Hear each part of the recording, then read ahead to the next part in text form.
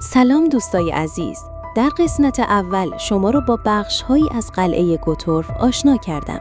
با مقدمه‌ای کوتاه با هم میریم تا بخش‌های جالب و دیدنی دیگری از این قلعه رو در قسمت دوم ببینیم. امیدوارم که خوشتون اومده باشه و لذت ببرید. قلعه گوتورف مثل قهرمانی پیر در قلب سرزمین‌های شمالی آلمان سرگذشتی پرماجرا دارد.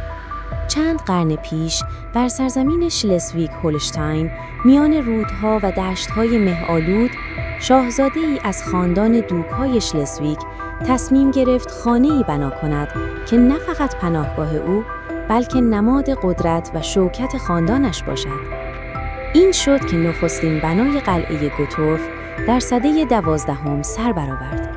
ابتدا به شکل دژی نظامی، محکم و بی‌آلایش برای دفع دشمنان. سالها گذشت و دیوارهای سرد آن شاهد آمد و شد شوالیه‌ها و جنگاوران بود. اما در قرن 16 نسیم رنسانس به شمال وزید. دوک‌های گوتورف خواستند اقامتگاهشان چیزی فراتر از سنگ و برج باشد.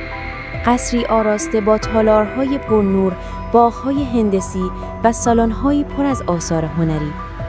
قلعه گوتورف آرام آرام از یک قلعه نظامی به قصری فرهنگی بدل شد. ماجرای شگفت‌انگیز دیگری هم رخ داد. دوک‌ها شیفته هنر و دانش، مجموعه‌هایی از نقاشی، کتاب‌های خطی و حتی عجایب طبیعی را در آن گرد آوردند. تالارهای قلعه پر از پورتره‌های اشراف، مجسمه‌های کمیاب و نقشه‌هایی از سرزمین‌های دور. گوتورف تبدیل شد به یکی از درخشان‌ترین مراکز هنر و دانش در شمال اروپا. اما تاریخ همیشه آرام نمی‌ماند. در سده 17 طوفان جنگ‌های داخلی و رقابت میان دانمارک و سوئد قلعه را لرزاند. گاه سربازان بر برج‌های آن پرچم می‌کوبیدند، گاه فرماندهان آن را غارت می‌کردند. بخشی از مجموعه‌های هنری به سنت پترزبورگ منتقل شد و امروز هنوز هم در موزه‌های روسیه می‌توان رد پای گنجینه گوتورف را دید. با این همه قلعه از پای ننشست. هر بار پس از جنگ و ویرانی دوباره جان گرفت. در قرن 19 و 20 به جای مقر اشراف به موزه و مرکز فرهنگی تبدیل شد. امروز وقتی وارد تالارهای آن می‌شوی، می‌توانی صدای پچ‌پچ تاریخ را بشنوی. از شوالیه‌هایی که زره بردن داشتند تا دوک‌هایی که در تالار آینه جشن می‌گرفتند و پژوهشگرانی که در کتابخانه عظیمش به دنبال دانش بودند. قلعه گوتورف حالا دیگر نه سنگری برای جنگ، بلکه حافظه‌ای زنده است.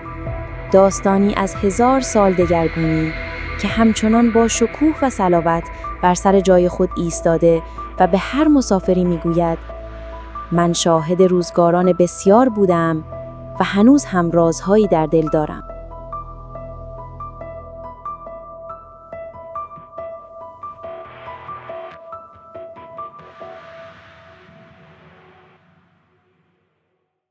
منم قلعه گوتورف، پیرمردی 1000 ساله با دیوارهایی که از سنگ ساخته شدند اما در دلشان خاطراتی زنده می‌تپد. روزگاری در قرن 12 میان دشت‌های سبز و رودهای آرام شلزویگ نخستین سنگ مرا بر زمین گذاشتند. آن روزها جوان بودم، دژی سختگیر و جدی. ساخته شده بودم تا تیغ و نیزه دشمنان را پس بزنم. شبها صدای اسب‌ها و فریاد سربازان در گوشم می‌پیچید و من با غرور از دوک‌ها و شوالیه‌هایم پاسداری می‌کردم. اما گذر زمان چهره‌ام را دگرگون کرد. در قرن 16 دیگر فقط سنگری جنگی نبودم. آریستوکرات‌های گوتورف خواستند من به قصری بدل شوم که آینه شکوهشان باشد. دیوارهایم را با پنجره‌های بزرگ و تالارهای روشن آراستند. باغ‌هایی در برم روید که همچون قالیچه‌های سبز گسترده بودند. صدای ساز و آواز در تالارهایم پیچید و من فهمیدم که میتوانم خانه هنر و دانش هم باشم. در اتاقهایم نقاشی‌ها آویختند، کتاب‌های نایاب در کتابخانه‌ام جا گرفتند و اشیای عجیب و غریب از سرزمین‌های دور در ویترین‌هایم درخشیدند. چه روزگاری بود! من به خود می‌بالیدم که نه تنها دیواری از سنگ بلکه گنجینه‌ای از فرهنگ شدم. اما آه، طوفان‌های تاریخ بی‌رحمند. جنگ‌ها مرا لرزاندند. پرچم دانمارک، سپس پرچم سوئد بارها بر برج‌هایم برافراشته شدند. سربازان گاه مرا غارت کردند و بخشی از گنجینه‌هایم را تا سرزمین‌های دور به سنت پیترزبورگ بردند. هنوز هم دلم برای آن تابلوها و مجسمه‌ها تنگ می‌شود. با همه اینها من هرگز تسلیم نشدم. مثل درختی که در زمستان برگ می‌ریزد اما بهار دوباره می‌شکافد، من هم دوباره زنده شدم. در قرن 19 و 20 دیگر دوکی در تالارهایم نمی‌زیست. این بار مردم عادی آمدند. پژوهشگران، هنرمندان، گردشگران. حالا صدای خنده کودکان در محیط می‌پیچد و نگاه مشتاق بازدید کنندگان بر دیوارهایم می‌نشیند. امروز من نه قلعه جنگم، نه کاخ اشراف، من حافظم، حافظه زنده شمال. هر کس به دیدنم بیاید تکه‌ای از گذشتم را در دل میبرد و من همچنان آرام و استوار قصه هام را در گوش هر شنونده‌ای زمزمه می‌کنم.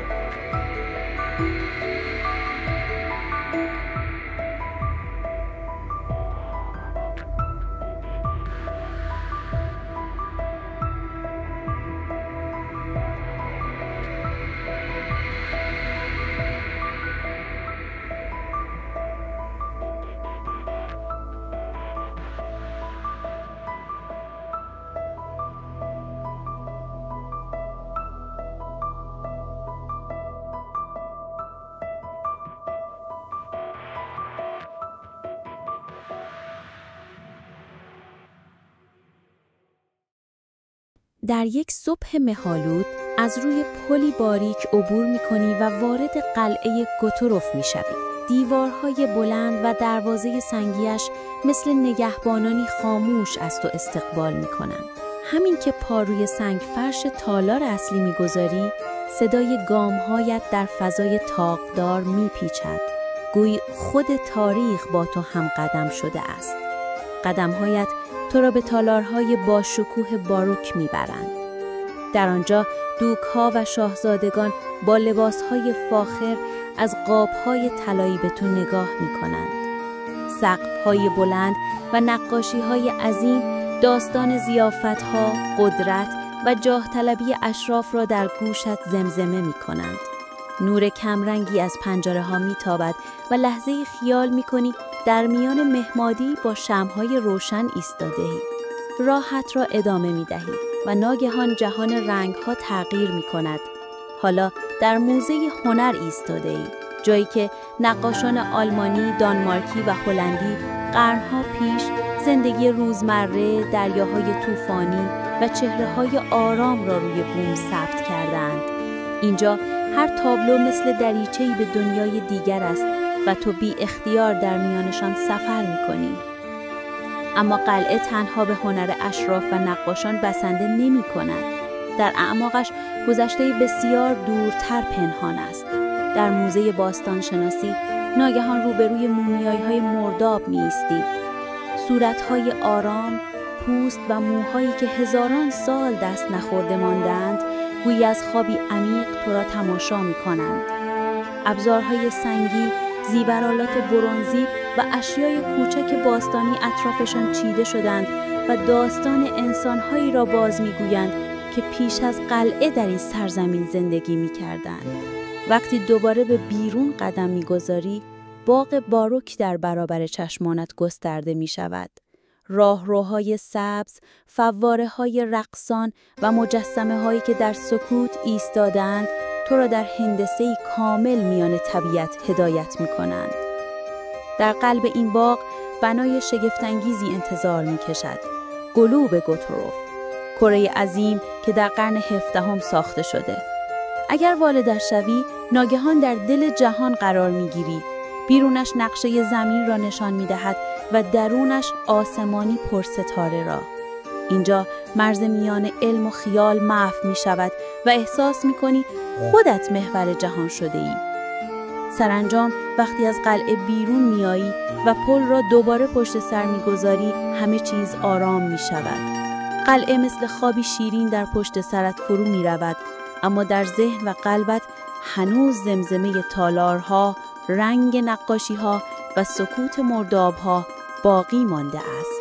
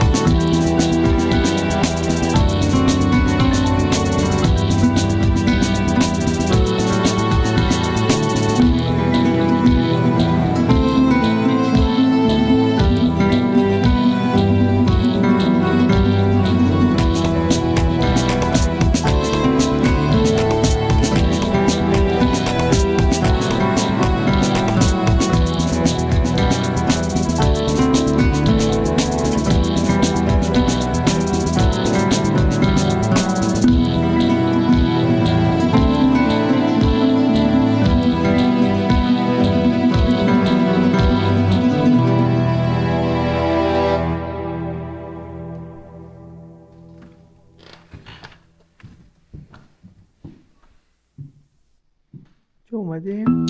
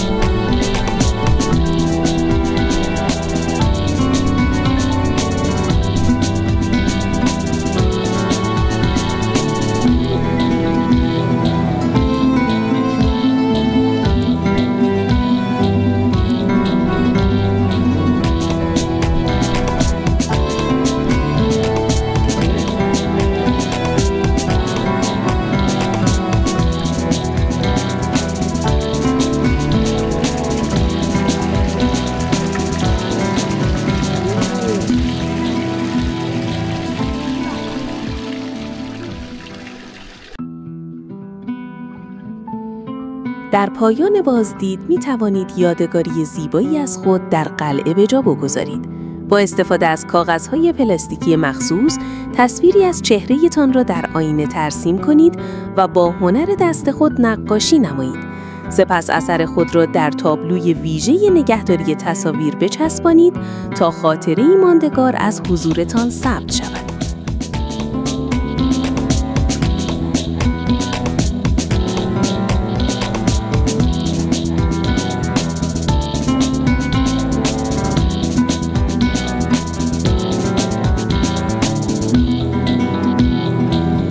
خب دوستان، ممنون که تا اینجا همراه من در بازدید از قلعه زیبای گوتورف بودید.